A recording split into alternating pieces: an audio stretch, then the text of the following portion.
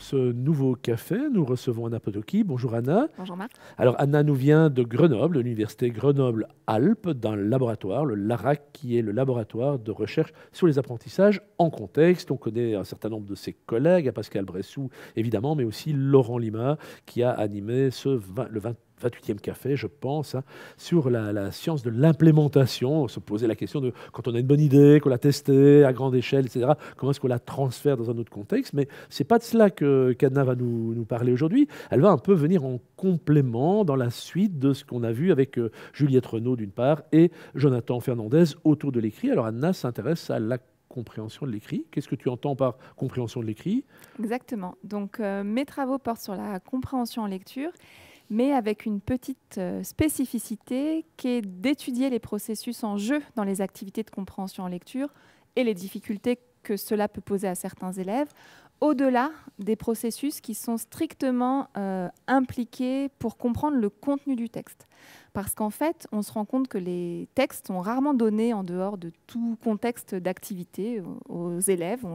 Ils lisent en général avec un objectif particulier en tête, qu'ils se donnent ou qu'on leur donne, et que cet objectif et ce contexte va en fait impliquer des processus supplémentaires par rapport à ceux qui sont nécessaires à comprendre le contenu du texte.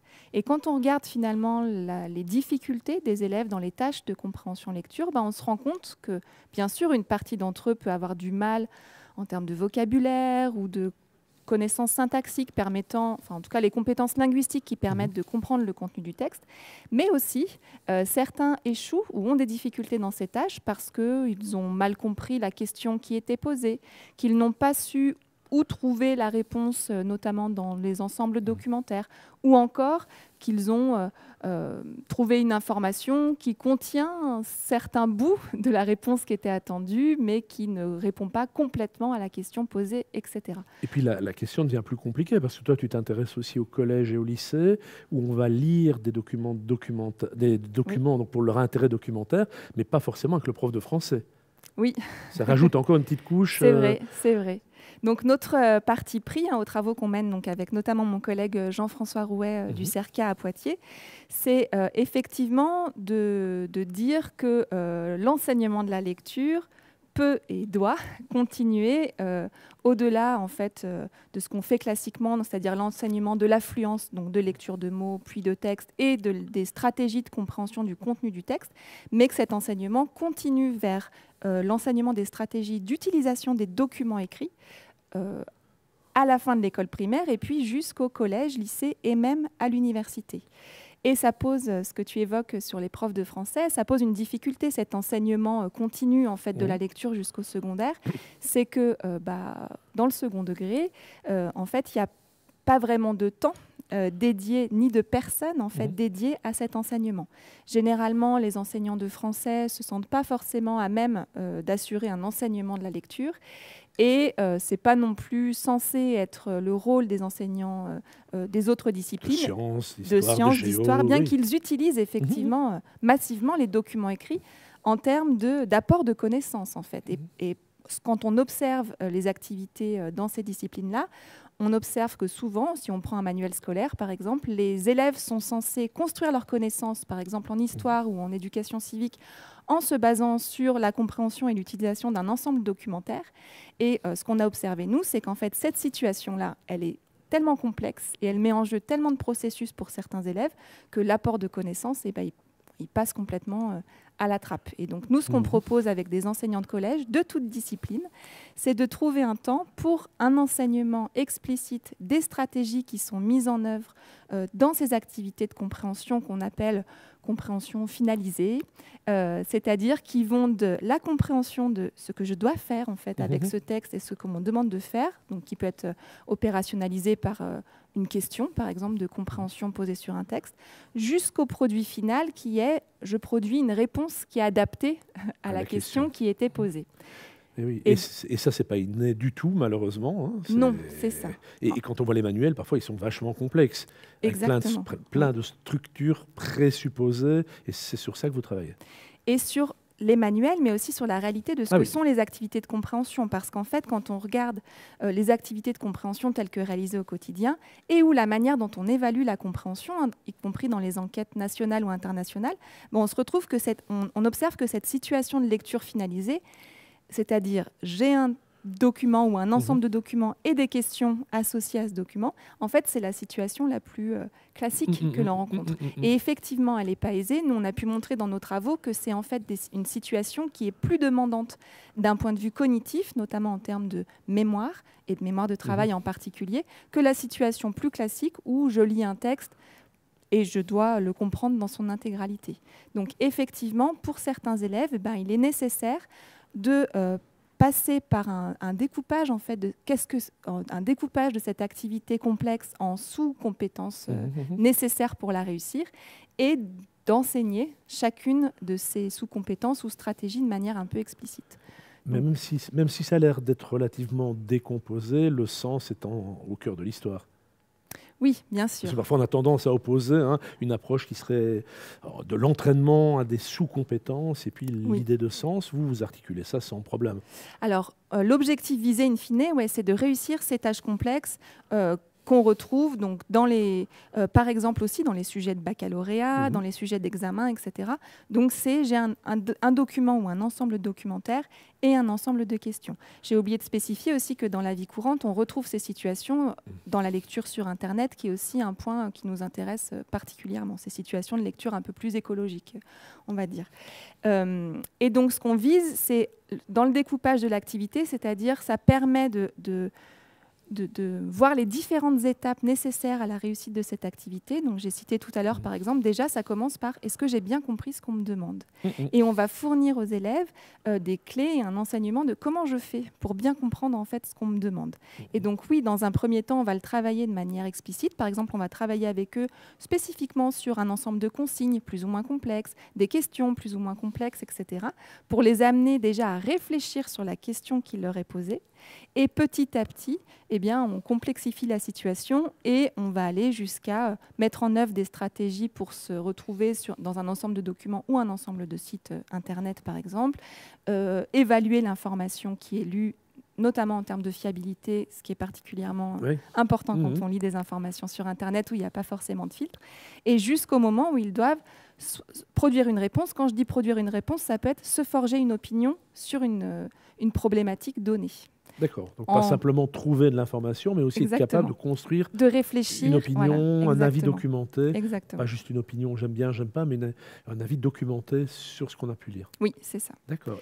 Et par rapport au découpage que tu as évoqué, l'idée c'est de dire, en fait, on a quand même une tâche qui est tellement complexe que juste les mettre dans cette situation et faire plus finalement de lecture documentaire, pour un certain nombre d'entre eux, n'est pas bénéfique. Et donc, quand je dis un certain nombre d'entre eux, c'est notamment les élèves en difficulté. Ces dernières années, on a beaucoup travaillé avec les élèves en filière professionnelle chez nous au lycée en France, qui ont montré souvent des moindres capacités en littératie, en tout cas si on se réfère à leurs résultats à PISA.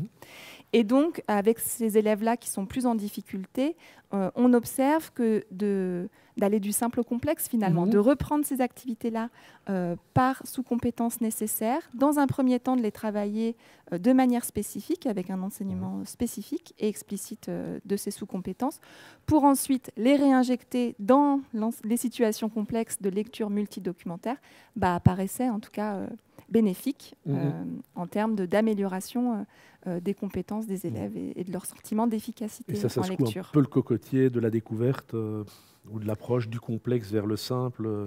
Oui, c'est vrai que nous, dans les ressources qu'on a développées et validées ces dernières années, on s'est plutôt basé sur un enseignement explicite de ces stratégies, avec l'idée que, déjà en regardant la littérature scientifique sur les pédagogies dites efficaces, mais aussi avec l'idée qu'on était dans on visait une compétence particulièrement complexe, et donc cette approche pédagogique nous paraissait pertinente à la fois au vu de la compétence qu'on visait et aussi de pouvoir l'utiliser avec des élèves qui présentaient des difficultés de compréhension en lecture. Parce qu'on sait que c'est une approche qui est équitable, c'est-à-dire d'autant plus bénéfique aux élèves en difficulté. Et ça suppose aussi s'intéresser à l'efficacité, donc à mesurer ce qu'on fait aussi. Et donc être modeste et de voir que parfois ça ne marche pas. Bien sûr, oui, oui. Et en fait, ces dernières années, donc, on est allé du côté du développement d'outils, d'abord avec Réseau Canopé en France, voilà, dans le cadre de la thèse de Julie Hérol, donc des outils pour le cycle 3. Qu'on a validé dans le cadre de la thèse de Julie.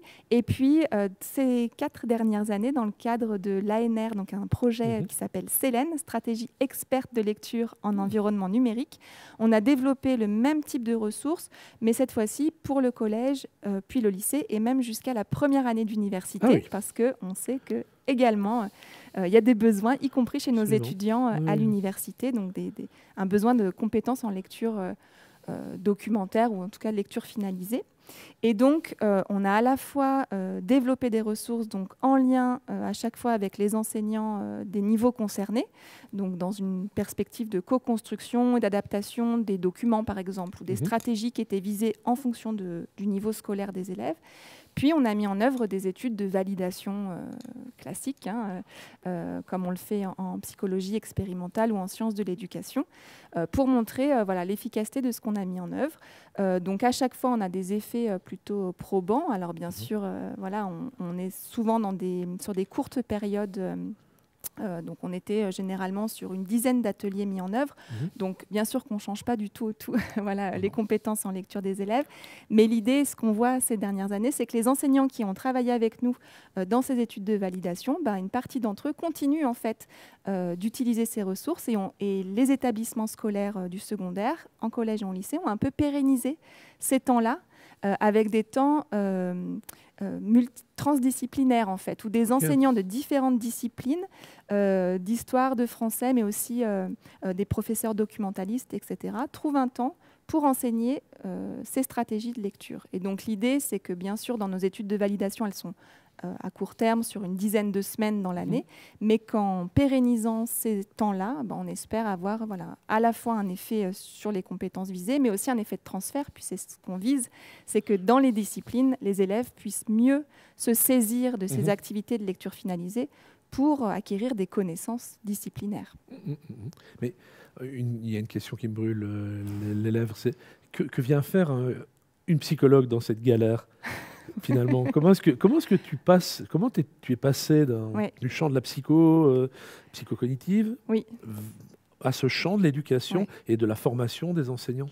Alors, depuis en fait le début de mes travaux de recherche, donc dès ma thèse que j'ai réalisée à Lyon, sous la direction de Jean Eckel et Annie Magnan, on était en psychologie cognitive, mais ils avaient déjà, je dirais, cette appétence pour l'ingénierie pédagogique et le développement d'outils. Donc dans ma thèse, il y avait aussi la création et la validation d'un logiciel d'entraînement de la compréhension.